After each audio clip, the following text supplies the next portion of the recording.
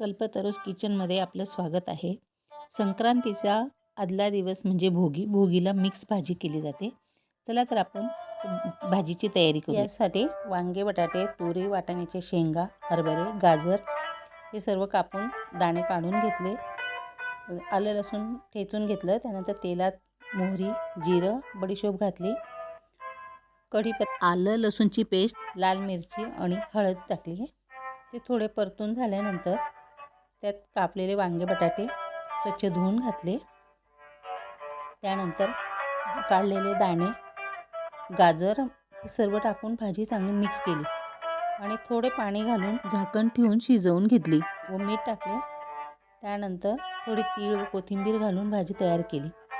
हे भोगीच्या भाजीचा व्हिडिओ आवडल्यास आपण लाईक, सबस्क्राईब जरूर करा आणि कमेंट द्यायला विसरू नका. धन्यवाद.